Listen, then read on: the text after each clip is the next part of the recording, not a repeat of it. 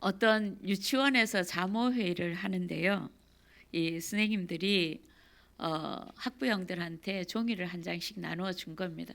그리고는 지금 유치원에 다니고 있는 당신의 어린 자녀가 자라서 장차 어떤 사람이 되기를 원하십니까? 이제 그걸 적어서 제출해 보라는 거예요. 그랬더니 이 사람들은 주로 얘는 전문적인 직업을 가진 그런 사람이 되었으면 좋겠다. 엔지니어가 되었으면 좋겠다. 아니면 학자가 되었으면 좋겠다. 의사가 되어서 많은 사람들을 이렇게 고치는 사람이 되었으면 좋겠다. 판사, 검사가 되어서 그렇게 살았으면 좋겠다. 그리고 이제 모두가 이제 자녀들에게 바라는 이 한 가지 상들을 다 적은 겁니다. 그런데 이제 좀 색다른 대답이 한 장이 있었습니다. 한 어머니가 이렇게 대답을 적은 겁니다. 미안합니다. 제 잘못입니다. 하고 말할 줄 아는 사람이 되기를 바랍니다. 자, 제 생각에는 이 어머니가 가장 큰 임무를 소원하는 것 같았습니다. 왜냐? 큰 사람이라야 그런 말을 할 수 있거든요. 미안합니다. 내 잘못입니다. 이것은요, 쉬운 것 같으면서 사실은 이것은 그릇이 크지 않으면 절대로 쉽지 않는 얘기입니다. 가장 먼저 뭘 합니까?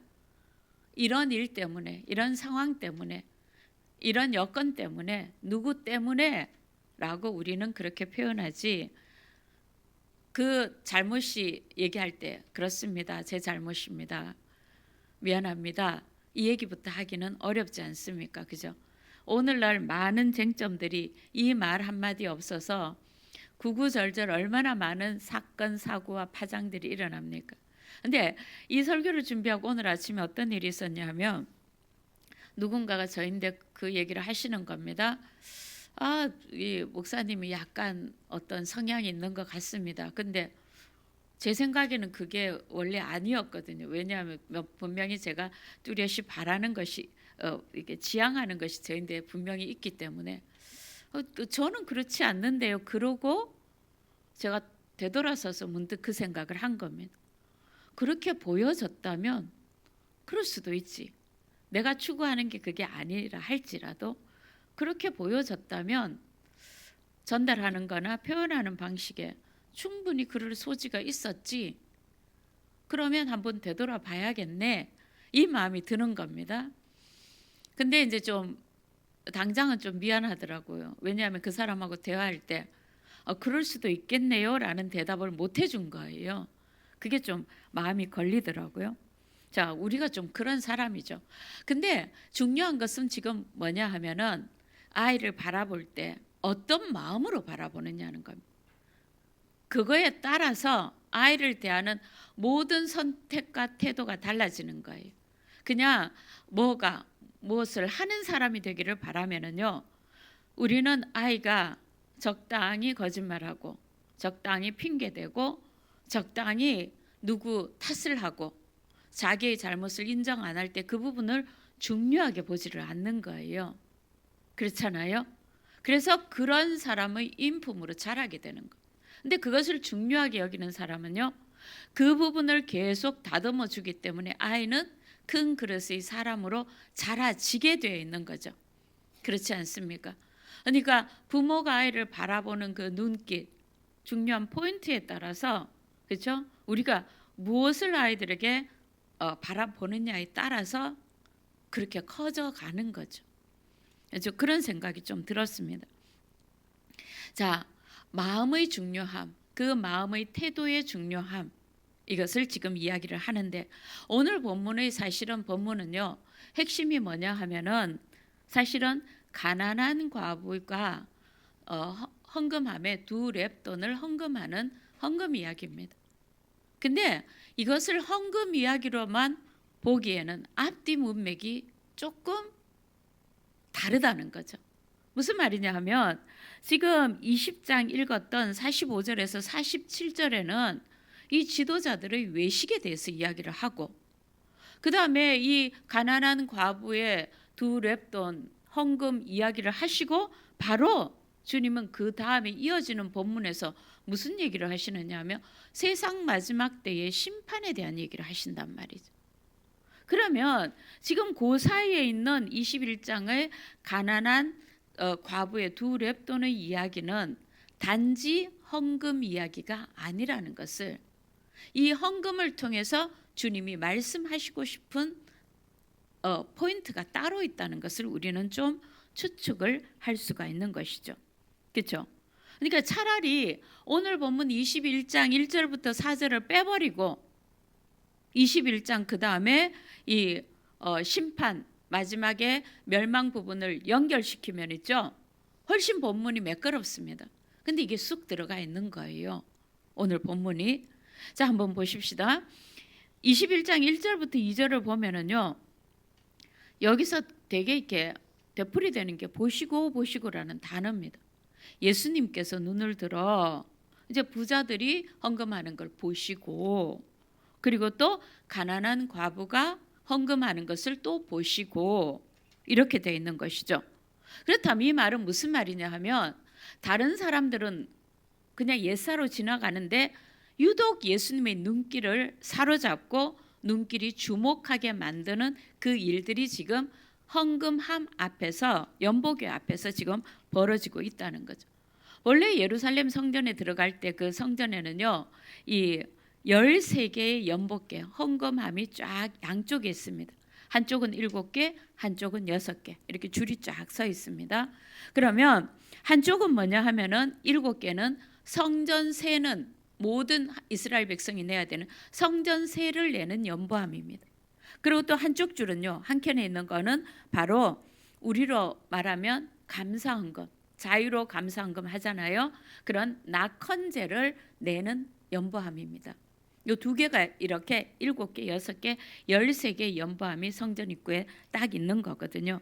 그 연복궤에 지금 헌금하는 모습들을 보고 주님의 눈길이 그냥 거기에 고정이 된 겁니다.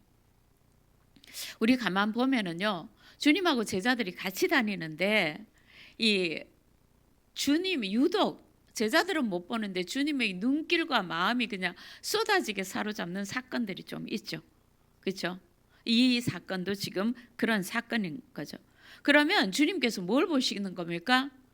지금 돈을 많이 내는 이 바리새인들, 근데 좀 책망하시는 것 같단 말이죠. 그다음 가난한 과부의 두 렙돈, 누가 돈을 많이 내느냐 보시는 게 아니라 지금 주님은 뭘 보시느냐 하면 하나님의 백성이 하나님을 향한 마음의 태도, 하나님을 향한 헌신을 지금 주목해서 보고 계시는 거죠. 그러면 여러분, 예수님은요, 복음서의 예수님이나 오늘날의 예수님이나 예수님은 동일하신 분이라는 거죠. 그렇죠? 동일하신 분입니다, 여러분.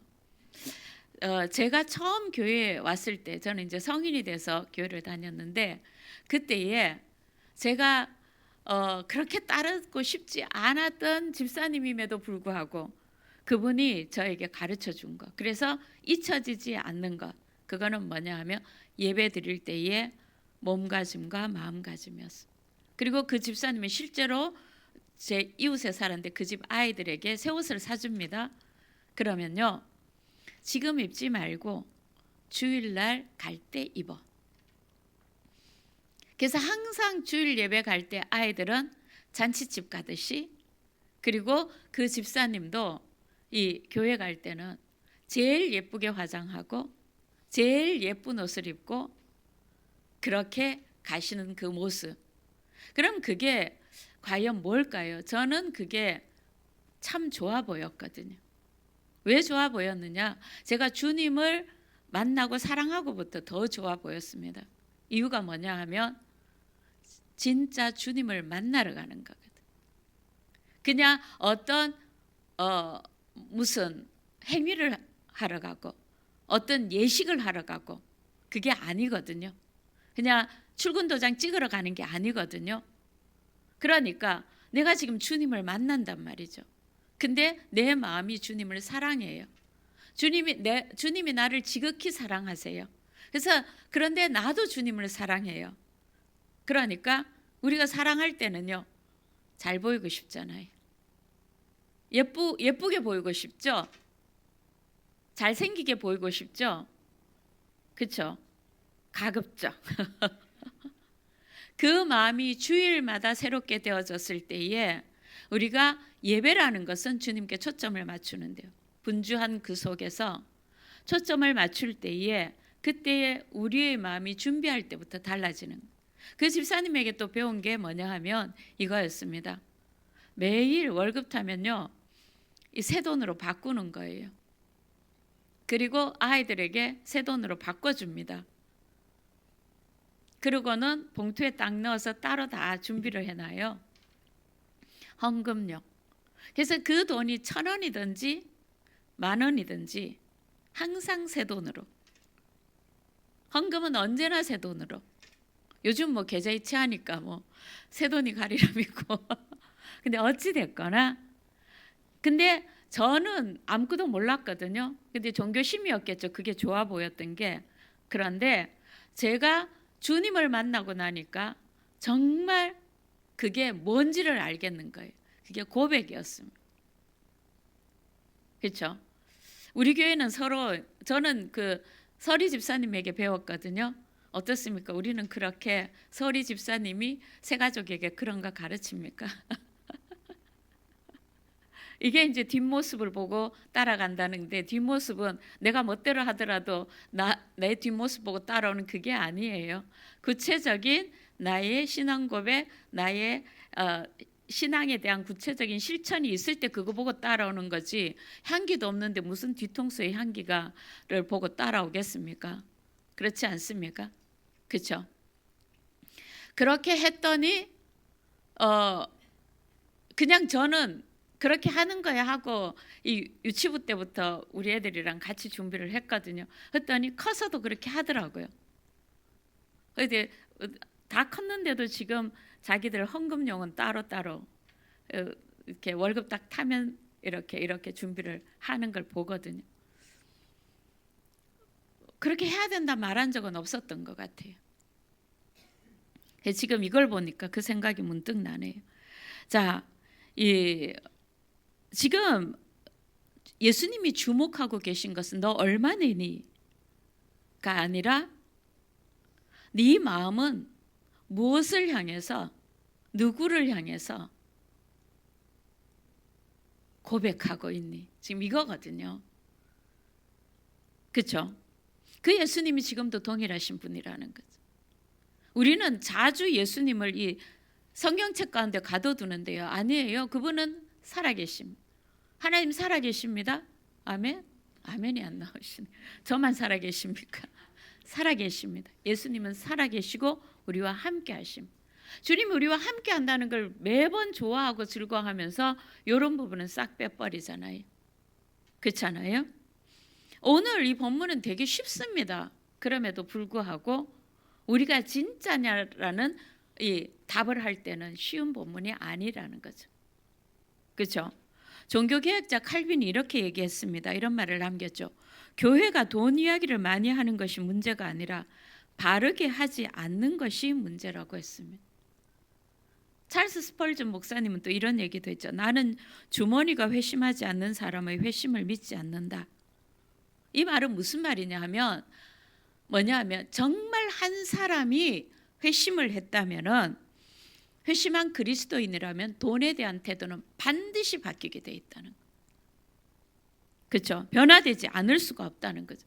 청교도들은 심지어 이런 말을 했습니다. 돈을 제대로 사용하지 않고 남기고 죽는 것을 그들은 부끄러워했습니다. 왜? 돈은 하나님이 주신, 우리는 이 청지기들이고 맡아서 관리하는 자들인데, 남아있다는 거는요, 하나님이 나에게 주셔서 통로가 되고 관리하고 사용하라는 사용체 사용을 하지 않았다는 얘기가 되는 것이죠. 저는 오늘 본문을 준비하면서 우리 교회 지나온 시간들을 많이 생각했습니다. 참 이렇게 큰 사이즈가 아닌데도 불구하고 그 수많은 선교지마다 그때그때마다 차가 필요합니다. 뭐 교회 필요한 공간이 필요합니다. 우리 교회 예배당 지으려고 준비해놨던 것 이거 예배당 지을 수가 없으니까 그러면 이 돈은 우선 필요한 곳에 보내자. 그래서 학교 옮기는데 헌금하고. 그러니까 우리 교회 입장에서는 큰 돈들이죠. 우리 교회 차가 필요 없어서 없애긴 했지만 선교지에 스타렉스가 필요하다. 그러면 또 이래저래 모으면 모아집니다. 또 그렇게 해서 선교지에 차량이 굴러가게 하고. 여기 지금 나무 향기가 되게 좋거든요. 지난번에 유재 교수님 여기서 설교하시고 너무 좋다. 공간이 넓어졌어. 항상 여기 좁았단 말입니다. 이것도 헌신해 주신 정 집사님 덕에 또 이렇게 넉넉하고 넉넉한 마음으로 또 이렇게 설교하게 돼요. 모든 곳에 다 스토리가 있거든요. 목사는 그걸 안단 말이에요. 하나하나 모든 곳에 다 이야기가 있습니다. 어떤 이야기? 마음을 고백한 이야기, 사랑을 고백한 이야기. 여러분들이 편하게 듣는 이 목소리 있잖아요. 이 소리 하나 제대로 전달하고 싶어서 이 음향 담당 집사님은 노심초사입니다. 일주일 내내 주일날 뭔가 조금 이상하면요, 일주일 내내 그거 교정하고 맞추고 그러면서 우리는 아주 편안하게 의식하지도 못하게 그냥 편안하게 듣죠. 교회는 그렇게 만들어져 왔고 그렇게 가는 것이죠. 자, 주님께서 우리가 헌금할 때 무엇을 주목하고 계십니까? 자, 그렇죠?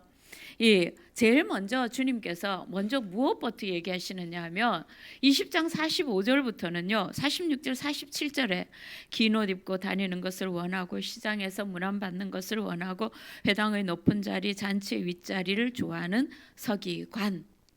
그렇죠?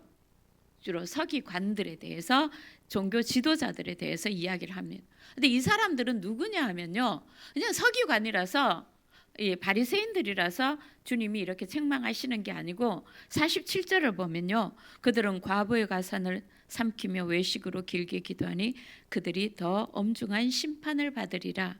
무슨 말이냐면 이들은 과부의 아주 가난하고 힘없는 사람들의 그 푼돈들을 가산들을 삼키고 그리고는 하나님 앞에서는 아주 길게 기도가 유창합니다. 신학자들을 뺨을 치밀 정도의 그런 기도를 합니다. 감탄할 만한 그 기도를 하는데 그 기도에 대해서 그들의 행위에 대해서 주님은 심판을, 그것도 엄중한 심판을 선포해 버리신다는 것. 외식이라는 단어가 헬라어로 이 프로파시스거든요. 프로라는 것은 우리의 영어로 프롬이라는 어디로부터. 그 다음에 이 파시스는 드러내다는 겁니다. 프로파시스는 무슨 뜻이냐 하면 드러내기 위해서 말과 행동을 하는 겁니다. 보여주기 위해서. 그렇죠? 보이기 위한 행동이라는 거죠. 그들의 기도도 그들의 예배도 그들의 헌금도 그들의 구제조차도 보이기 위하는 거죠. 그러니까 우리가 있죠. 아무 생각 없이 교회에 와서 앉았다가 그냥 편안하게 앉았다가 하나님에 대한 그것도 없고 들리는 소리만 듣고 싶은 소리만 듣고 일어나서 또 아무 생각 없이 나는 주일날 그래도 교회 예배당 다녀왔다. 그리고 나는 주일 성수합니다. 이게 외식인 겁니다. 내용이 하나도 없잖아요. 예배의 진정한 내용이 하나도 없거든요. 그러면 우리 주님이 가장 싫어하시는 게 이게 외식인데 외식은 뭐냐 하면 자부심이 있으니까 회개를 안 합니다. 그리고 그 내용이 없음에 대한 가난한 심령이 없는 거예요. 그거 하지도 않습니다. 이게 이 빌라델비아 요한계시록에 나오는 라오디게아 교회에 차지도 않고 뜨겁지도 않아서 그냥 주님의 목에 걸려 있는 것 같아서 토해내버리고 싶은 아주 왜 우리 그 멀미할 때 니글니글한 거 있죠. 그런 상태라는 거죠. 그렇죠. 근데 우리는 성경을 읽으면서도 그런 거에 대해서 심각하게 보지를 않는 거예요. 무슨 말이냐? 주님의 판단에 별 관심이 없는 거예요. 내가 중요하기 때문에. 자기를 숭배하고 있기 때문에. 그러니까 외식의 주 특징은 뭐냐 하면은요. 자기를 숭배하고 있는 중이에요. 자기를 예배하고 있는 중이에요. 그런 중이에요. 잘 생각해 보면. 그렇죠. 나 했다는 거죠. 내가 주목받는 거죠. 나를 바라보라는 거예요. 자, 보이기 위한 행동, 이게 외식이라면 여러분은 기도도 그렇고 예배도 그렇고 헌금도 그렇고 헌신도 그렇고 구제도 그렇고 제일 중요한 그 중심이 뭔 것 같습니까? 그 동기가. 저는 좀 고민을 해봤더니 뭐 믿음 뭐 많은 게 있겠지만 저는 사랑인 것 같거든. 하나님을 향한 사랑. 사랑하면 표현하고 싶으면 사랑은요 행동의 언어입니다. 사랑은 명사가 아니에요. 행동의 언어거든요. 내 마음에 사랑이 있다면 어떤 형태로든지 표현하고 싶은 겁니다. 구제 마찬가지입니다. 긍휼과 그 속에 사랑이거든요. 그렇죠? 그 상대에 대한 그 사랑이 있으면은요 똑같은 반찬 봉사를 하더라도요 나 했다와 정말 받는 그 대상이 필요한 것들이 이게 내용이 달라져. 그게 달라지는 거예요. 주님이 보시는 게 지금 이거라는 거죠. 우리 중심에 있는 것들은 표현되어지게 돼 있거든요. 자, 그러면 지금 예수께서 눈을 들어 보시고 갑자기 주님의 눈이 번쩍 뜨이고 주님이 마음이 확 쏠리는 겁니다. 감동의 물결이 막 주님께 일어나는 것. 이게 뭐냐면 1절 한번 보면요. 지금 바리새인들의 모습을 봤습니다. 그런데 예수님께서 눈을 들어 부자들이 헌금하는 걸 보시고 마음이 불편하셨습니다.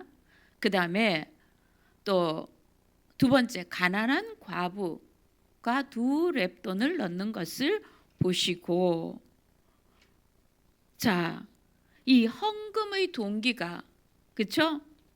이 예수님이 주목하신 부자들은 그들의 외식에 그러니까 아마 우리가 주님의 표정을 조금 볼 수가 있습니다. 이런 거 있잖아요. 근데 갑자기 눈이 번쩍 뜨인 겁니다. 그 이전에 찡그려졌던 불편했던 마음이 싹 가실 정도의 감동이 흘러 넘치는 이 가난한 과부의 두렵다. 근데 그 당시에 연보함은요, 안이 다 보이게 투명하게 돼 있었습니다. 그리고 이 뭔가를 넣으면요, 금속성의 쇠소리가 이게 오니까 쫙 들어가든지 땡그랑 들어가든지 이런 식의 표가 나는데 그 땡그랑 소리가 너무나 이 깊은 예수님께 감동을 주면서 주님이 주목하게 되신 것이죠. 철로역정에 보면 존 번연의 철로역정에 보면은요. 이제 십자가 언덕을 지나고 난 뒤에 이 크리스찬이 좁은 길을 가고 있는데 좁은 길의 왼쪽 담으로 있잖아요. 허례와 위선이 뛰어듭니다. 그리고는 이 크리스찬이 그들에게 어디 가느냐고 묻습니다. 그랬더니 우리는 시온산에 찬양 드리러 간다고. 이제 허례와 이 위선이 그렇게 이야기를 하는 거예요.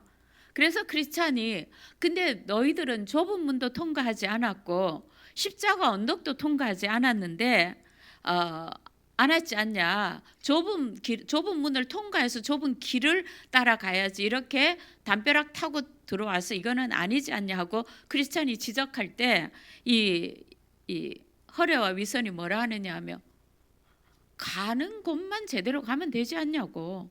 좌로 가든 우로 가든 목표점만 시온산에 가서 우리가 하나님만 찬양하면 되지 않냐고 지금 그렇게 얘기를 합니다.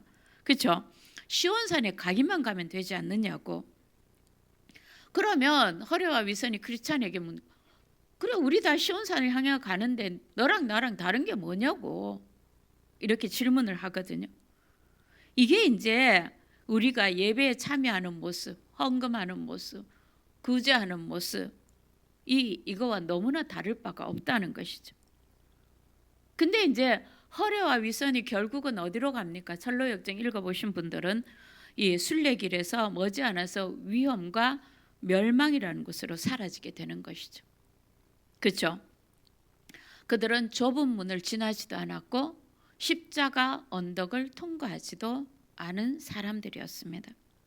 우리가 예수를 주로 이 참 믿음의 고백이 없이 거듭남의 역사 없이 종교적인 무리에 끼어서 이 예배를 하고 헌금한다고 해서 우리의 종교적인 행위, 신앙적인 행위가 우리의 주님께 진정성을 보증할 수는 없다는 겁니다. 우리가 이 말씀 앞에서 우리를 자신을 한번 돌아봐야 되는 겁니다. 그리고 반성을 해야 되겠죠. 반성이 어디로 가야 되면 회개로 돌이킴으로 가야죠. 바꿔야죠. 무엇으로? 진정성 있는 예배, 내용이 있는 헌금, 마음이 담긴 사랑이 담긴 구제. 완전히 달라집니다. 내용이 달라졌을 때 그러면 행위는요 당연히 달라지게 되어 있는 겁니다. 그렇게 되어 있습니다. 여러분, 이 말씀 앞에서 우리가 자신들을 한번 돌아봤으면 좋겠습니다. 자, 이제 주님께서 주목하시는 이 과부의 두 렙돈이라는 것은요 그 당시에 가장 이 낮은 화폐단위입니다. 그래서 이 규정에 있잖아요. 율법에 그들이 정한 이제 율법을 행하는 규칙에 구제를 할 때는요 한 렙돈을 못 하게 되어 있습니다. 구제를 할 때도 두 렙돈 이상을 해야 되는 겁니다. 그 정도로 화폐 가치가 낮은 것이죠. 그래서 이 과부가 두 렙돈을 헌금을 한 겁니다. 자, 그리고 최저로 그 당시에 한 끼를 해결할 수 있는 최저 단위가 두 렙돈이었던 거예요. 그렇죠? 근데 이제 그 두 렙돈이 땡그랑 들어가는 순간 주님께서 뭐라고 얘기하시는지 참 되게 아름답습니다. 3절 4절 한번 같이 읽어보겠습니다. 이르시되 내가 참으로 너에게 말하노니 이 가난한 과부가 다른 모든 사람보다 많이 넣었도다. 저들은 그 풍족한 중에서 헌금을 넣었거니와 이 과부는 그 가난한 중에서 자기가 가지고 있는 생활비 전부를 넣었느니라 하시느니라. 여러분, 이 정도 가난하면요 자기의 전 재산을 드린 거잖아요. 그러면 조금 합리적으로 생각하면 하나님 앞에 한 렙돈을 드리고 한 렙돈은 그나마 부족한 자기, 그렇죠? 편의점에 가서 삼각김밥이라도 하나 먹을 수 있는 돈은 좀 남겨놓을 수 있잖아요. 물론 삼각김밥도 안 될 것 같은데 어찌 됐거나, 그렇죠? 그런데 이 과부는 전부를 넣었다는 것이죠. 그렇죠? 이유가 뭡니까? 그녀의 헌신의 대상이 하나님이었기 때문에, 그녀가 드리는 이 헌금의 대상이 하나님이었기 때문에 그렇게 드린 겁니다. 자기의 사랑의 대상이 하나님이었기 때문에. 만약에 있죠, 이 과부가 우리가 하는 헌금이 저 배부르고 나보다 훨씬 더 잘 사는 대제사장과 제사장들의 경비로 나아가고 어쩌고 저쩌고 막 생각을 했다면요, 저 사람들이 나를 구제해 줘야 되지 내가 무슨 헌금을 내, 한 푼도 할 수 없죠. 그렇잖아요. 이 사람은 하나님을 볼 수가 없습니다. 그런데 이 과부가 성전을 찾을 때는 하나님을 보기 위해서, 하나님을 만나기 위해서 찾기 때문에 그가 드리는 헌금은 하나님을 향한 마음의 고백이고 하나님을 향한 사랑의 고백이라는 거예요. 자기는 하나님께 예배드리는 거예요. 그렇죠? 그러면 뭐 구제헌금으로 대제사장에게 봉투해서 주든지, 그렇죠? 그렇지 않잖아요. 하나님을 향해서 드리는 것이죠. 그래서 이 두 과부의 두 과부가 아니고 과부의 두 렙돈에 그렇게 주님의 마음에 와닿았던 거예요. 아마 그 사랑의 향기가 그대로 주님께 다 졌겠죠. 그렇죠? 여인의 이런 마음의 진정성. 예수님은요, 이거를 거기에 있는 관중들하고 제자들에게 알려주고 싶을 만큼, 제자들, 야 주목해, 너희 뭘 보고 있니? 저 부자 땡그렁이 보고 있었을 거, 와르르 보고 있었을 걸. 그거 볼 게 아니고 이걸 보라고. 이거야. 이게 헌금이야. 이게 예배야. 이걸 지금 예수님은 제자들에게, 이 회중들에게 알려주고 싶으셨던 거예요. 여러분, 우리가 사복음서를 읽으면 주님을 감동시키면서 이 제자들은 관심 없습니다. 주님의 눈을 사로잡는 사건들이 있어요. 향유 옥합을 깨면서 주님의 발을 씻었던 그 여인, 그렇죠? 백부장이 그 하인의 그 병이 들었을 때에 당신이, 하나님이신 당신이 우리 집에 오시는 걸 제가 어떻게 감당합니까? 왜 그렇습니까, 여러분? 왕이 우리 집에 온다 하더라도, 그렇죠? 집에 올 때 여러분 대충 그냥 살고 있는 대로 오라 그럽니까? 갑자기 예수님의 방문에 제가 당신을 감당을 못하겠습니다. 말씀만 해주십시오. 말씀만 하시면 그대로 됩니다.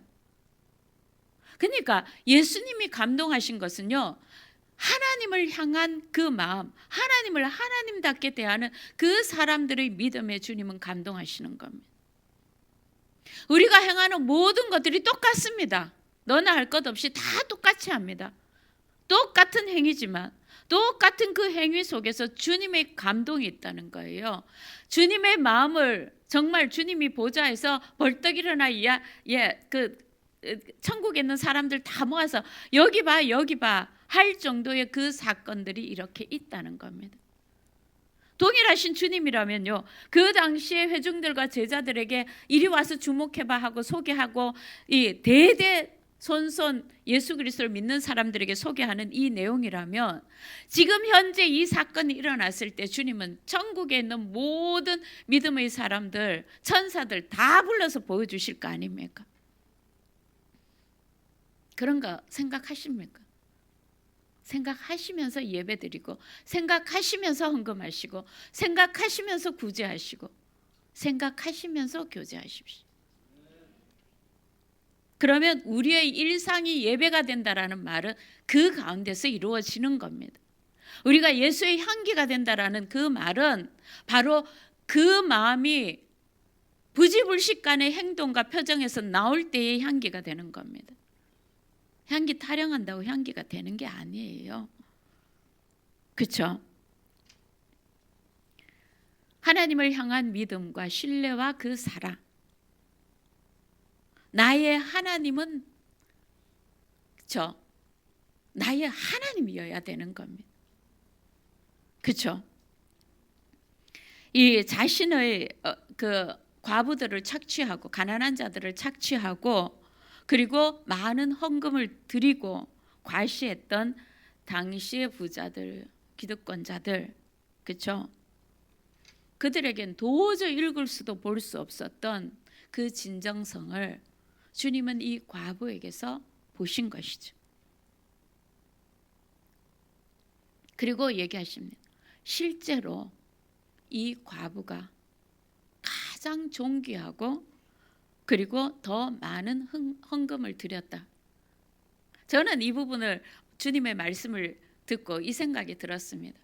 와, 우리가 하나님 앞에 드려지는 것들이 하나님이 믿음과 사랑으로 고백하지 않는 것을 안 받으시나? 왜? 천국의 계산법으로 할 때, 그래서 제가 자주 성경을 읽다 보면 천국의 계산법은 프로테이지 같다니까요. 누가 1억 했다고 감동할 게 아니고, 누가 10만 원 했다고, 만 원 했다고, 적게 했다고 말할 수가 없는 겁니다. 내 마음의 중심이 무엇을 가지고 그 헌금의 내용에 채워졌느냐가 주님이 받으시는 분량이구나, 그 생각이 들은 것이죠. 그렇죠? 헌금은 그냥 표현, 내 속에 있는 것을 표현에 불과하다는 것이죠. 그래서 사도 바울이 마게도냐 교회에 아까 이 사도 바울이 가는 곳에 고린도 교회를 위해서 구제 헌금을 하는 걸 보고요. 그 교인들의 진정성을 이렇게 칭찬합니다. 고린도후서 8장 5절에 보면요. 우리가 바랐던 것뿐이니라 그들이 먼저 자신을 주께 드리고 또 하나님의 뜻을 따라 우리에게 주었더라. 이 구제 헌금이 자신을 주께 드리는 거였다는. 그다음 고린도후서 8장 8절을 보면 내가 명령으로 하는 말이 아니요 오직 다른 이들의 간절함을 가지고 너희의 사랑의 진실함을 증명하고자. 너희의 사랑의 진실함을 바울이 자청해서 내가 이 연보를 전하면서 내가 증명해 줄 것이다. 그렇죠? 헌금하는 것의 그 배우의 헌신의 중요성. 먼저 자신을 드리는 것, 이게 바로 헌금의 중요한 정신이라는 것이죠. 그렇죠? 주를 향한, 이웃을 향한 우리의 사랑을 증명하는 것. 예수님은 그 진정성을 지금 찾고 계시다는 것이죠. 예수님께서 보신다. 예수님께서 보신다. 이건 굉장히 주목해서 보시는 것이죠. 그렇죠? 이 위선적인 사람들이 이제 20장 45절부터 47절까지 나오죠. 긴 옷 입고 그리고 시장에서 문안받고 회당의 높은 자리에 앉고 잔치의 높은 자리에 앉고 그렇지만 과부의 가산을 빼앗는 이 사람들에 대해서는요. 주님은 너희가 심판의 날에 엄중한 심판을 받을 것이다. 여러분, 나중에 사도 바울이 보이는 것과 보이지 않는 것들의 그 차이를 고린도후서 4장 18절에 이렇게 표현합니다. 우리가 주목하는 것은 보이는 것이 아니요 보이지 않는 것이니 보이는 것은 잠깐이요 보이지 않는 것은 영원함이라. 우리가 주목하고 살아야 될 것, 영원한 것. 아까 이제 오늘 찬양에도 했고 대표 기도에도 했습니다만 하나님 나라의 그 가치를 늘 생각하며 살아가는 것. 주님은 오늘도 보이지 않는 것들로 이 세상이 변화되기를 주목하고 계시는 것이죠. 그렇죠? 그래서 오늘 이 본문이 헌금, 가난한 과부의 헌금 이야기가 이 본문의 이 앞뒤에 있는 심판의 내용 그 가운데 들어가 있는 이유가 여기에 있는 겁니다. 그렇죠? 여러분, 그리스도인들은요 하나님의 나라를 바라보고 사는 사람입니다. 이 하나님의 나라가 우리 가운데는 임했지만 보이지는 않죠. 그러나 실질적으로 역사하고 있죠.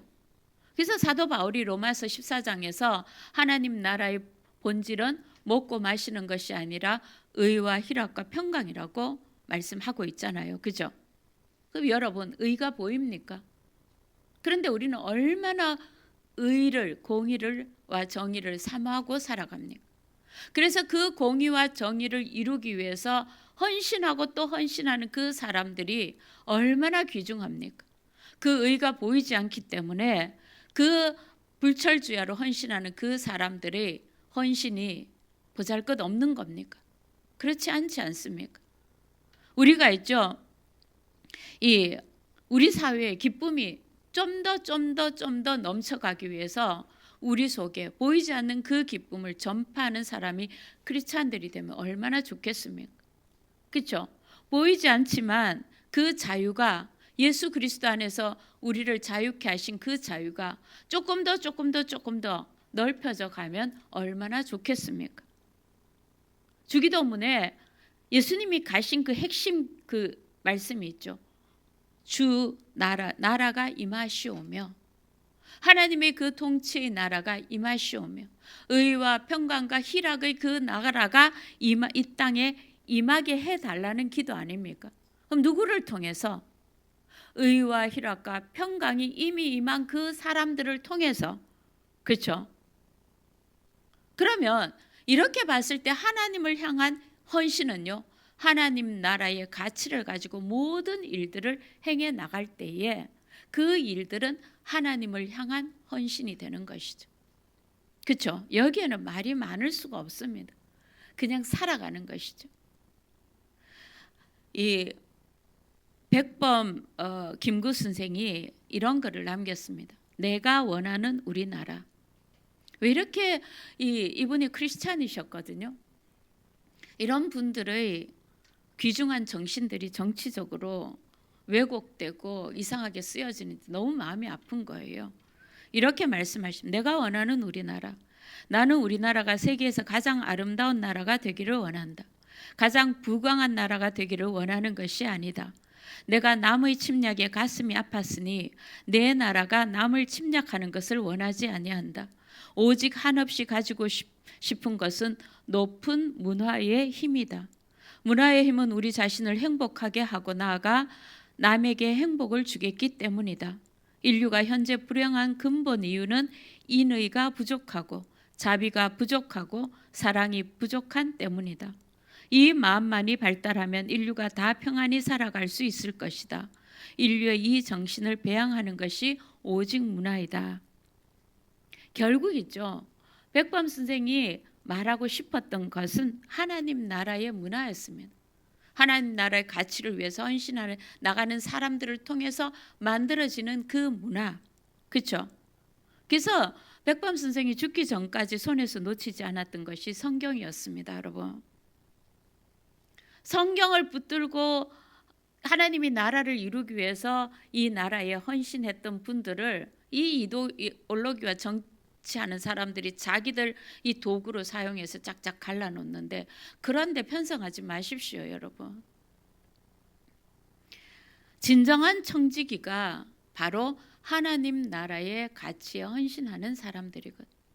그런 저와 여러분들, 주님이 인정하시는 주님의 청지기들이 되기를 주님 이름으로 축원합니다. 기도 우리 같이 했으면 좋겠습니다.